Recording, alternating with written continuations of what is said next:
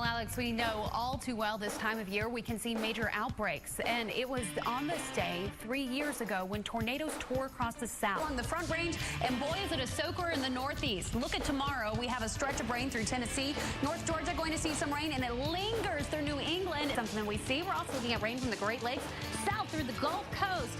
Come Sunday, it's not going to be widespread. You are going to see some scattered thunderstorms. Do this too? I feel like Kate needs a margarita just to function. Okay, well, not this early in the morning, but it is Monday, so Margarita Monday, what are you, I mean, maybe. Well, Keith, it's time. We're launching a new show called Weather Geeks, and we thought we'd put our glasses on for you. These are real glasses, by the way, for both of us. prescription eyeglasses. It's called Weather Geeks. Everybody, to the right. Yeah, that's too much room. I can do the step touch. I can do the white boy step touch. I'm so sick and well in my grocery store. Groceries. You know, I've got really good moves. I don't know if you know that. Totally up. He is our weather producer in the earlier show. He made this yesterday. So he gets up at 2 in the morning and bakes s'more brownies, which is incredible. And he's single. Thank you, Greg. Greg is awesome. This is Kate. I don't know if I can save you from yourself, Reynolds. That's all I got to say. Here's what we've got going on in the southern plains today. Dallas, you've got temperatures that are going to be soaring into the 90s. We're getting some activity in the tropics. We start to get questions. Is my cruise going to go? Right. What happens if there is anything going on in the tropics? And cruise lines like Royal Caribbean are always aware of the weather, so rest assured of that. All right, record rainfall this morning on Long Island. At least 13 inches has fallen in ice slip, flooding roadways, and that has stranded drivers. Tim Reed is one of those who had to be rescued out of his car along the Southern State Parkway. Tim? Let's check out what's going on here. We've got the southwest monsoon continuing, so it is wet in the northeast this morning, but you're also going to see some thunderstorms to start out. So that moisture going to be actually pulled by another system on into the southwest, and what that will do is really increase those water values. Some of this additional moisture as well. You'll notice, look at this.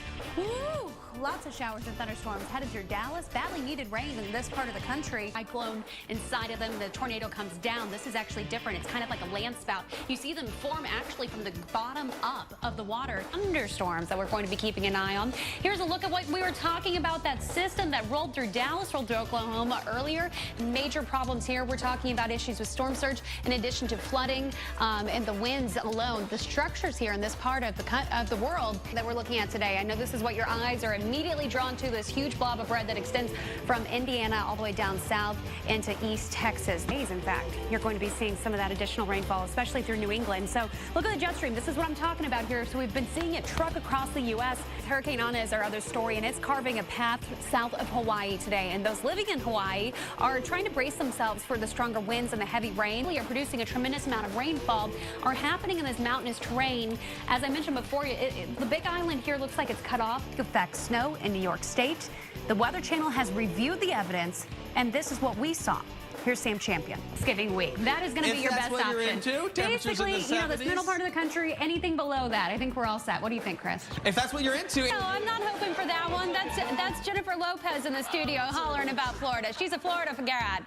I don't want to get in any trouble here. Oh, in the forecast continuing out west, but here's a purple sliver here that you're looking at your screen. You may be saying, hey, what's this? This is the dangerous stuff. Season is underway for some miners, but for others, it is just beginning. That's right, because for some, their journey tonight is not without hiccups. Take a listen and a look. Severe thunderstorm warnings in effect along this line. Now it's past 75, but if you're traveling outside of Cincinnati, if you're trying to go over the river and through the woods, how about New Year's Day on Thursday? Look at this. This is going to be our biggest focus here in Texas. See this purple? This is our potential for freezing rain. In the morning, it was hot chocolate and sweatshirt. By the time the parade was over, I was in short sleeves. Yeah, all the FSU fans, make sure you bring your jackets. You may think you're going to LA, but it's going to be cold. See, what actually happens when that's playing is that we're grooving. Usually that's the case. So good morning, folks. We've just thrown up open the door, America. We're saying hello to you as you're enjoying your coffee. This morning you're saying Winter Storm Juno. Excuse me? Say what? A potentially crippling winter storm on tap this Monday and Tuesday through on Thursday. So by Friday, you've got morning snow. You have winds and frigid temperatures by the time you get to Saturday. And then look at this, another system by the time we get to Monday. High temperatures out west and in the central U.S. Check out how folks in Denver are surviving the unseasonably warm weather there. In the Dallas-Fort Worth area. Just look right here. Okay, see how the road's dark, and so you don't have a significant slick spots. In fact, let's go ahead and take a look at this forecast a little more in depth here. So the past 24 hours in D.C., you've been cold. Road surfaces have been plenty cold. Kurt, I know that I saw a lot of information and a lot of flooding reports coming out of my old stomping grounds in Palm Beach County. Did you have a lot down in Miami-Dade as well? But we want to tell you Don't leave me. No, you're all by yourself now. No. Okay, so we've got another day of rain and flooding. Indeed, Reynolds. we do. And look at this. Now this morning, puppies. Goodness because gracious. as if you needed another reason to watch AMHQ, we now bring you puppies down to the pattern, which means also some warmth returning for places in the Northeast where you've been so far below average. We do have an improving forecast for you, 10-day forecast. Starting first today with the risk of severe weather that's right across the Midwest and stretching down into the southern plains. Taking a look at Indianapolis, there comes the rain. Terre Haute, you've got the rain right now, and we're starting to see it in Lafayette as well. So already going on in D.C. today, where you've actually had a lot of sunshine recently. It's for Earth Day. It's called the Citizens Earth Day celebration. More than 200 much about wind damage, and you go to a lot of places. You see us here at the Weather Channel. Go and visit places where the tornadoes have hit. I'm going to do a cross section. So they'll drop these as they go across. They'll turn back out. It's kind of like a figure 4 shape that they do. Thanks, guys. All right, well, it's Rip Current Awareness Week. Speaking of water, it has already been a really busy season for lifeguards. We're in a lot of concrete there in Dallas. We know that's going to cause some problems. So thank you, Chris. Up next, you look great, but look at this. Overnight and into the evening, right along I-70, moving through information there. Okay, let's talk about this. Look at this.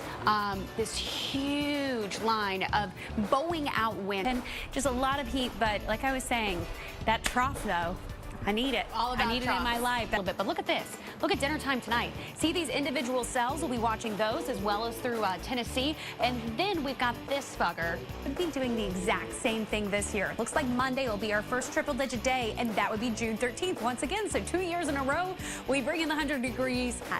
Let's take a look at what we've seen over the past 7 days. Look at this epic rainfall up and down the west coast and into central Florida past the hour times. It means that it's time for your tropical update, right?